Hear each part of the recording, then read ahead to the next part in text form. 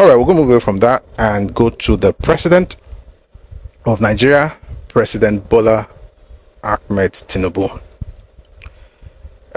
Where he talked about the fact that he is a die-hard Democrat. It was at an event in Abuja, and we'll listen to him and we'll listen to somebody who thinks he has an idea what the president is saying. I don't think he does, but let's listen to the president first, then we'll go to that person later. Here's the president of Nigeria, President Bola Tinubu. Take a listen, please. I'm a die-hard Democrat.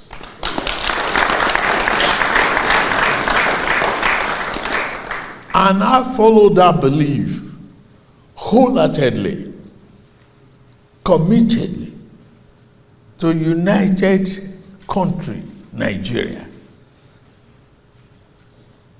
That principle and that philosophy will live and die with me.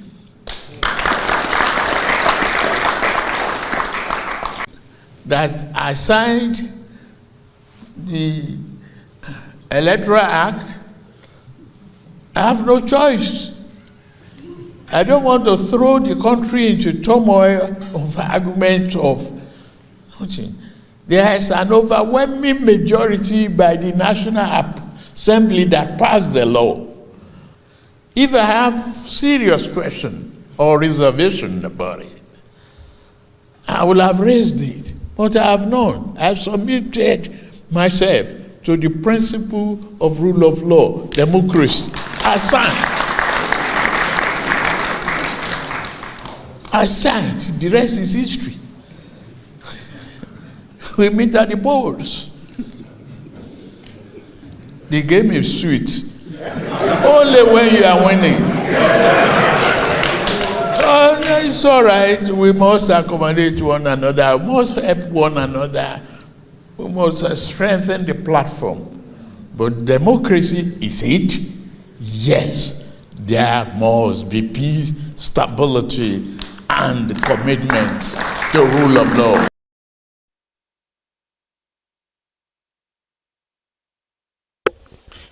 Game of politics is sweet only when you are winning.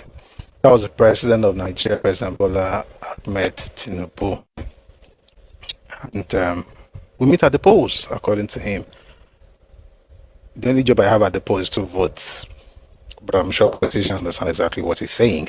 And I hope they're getting ready and they're actually working towards challenging the ruling party, APC, especially now that they have 31 states of 36.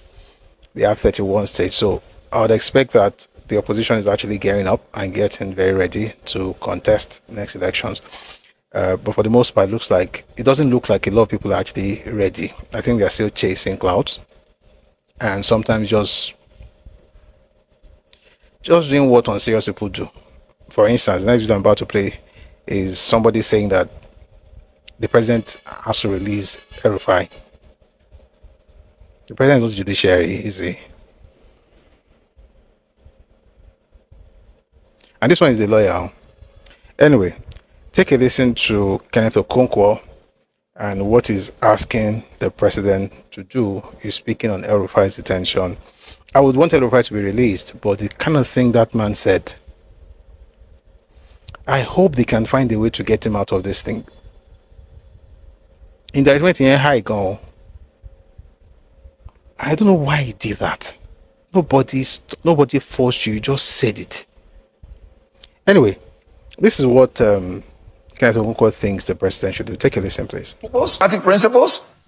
El-Rufai is still in detention. 48 hours is what a government has to keep anybody in detention without granting him bail. No, you don't have that power. And you don't have the power, according to Supreme Court judgment, to keep somebody in detention and pretend you are investigating. No. The whole idea of arrest is that you have concluded your investigation and you have found the person culpable for any crime you are alleging he committed. That somebody said anything does not give you the right to go and arrest somebody. Because in criminal proceeding, it is the duty of the prosecution to prove the guilt of the suspect, not the suspect to defend his innocence.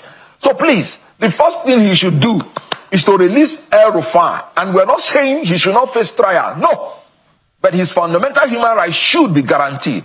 And we believe that he is being maltreated, he is being persecuted because he has joined ABC.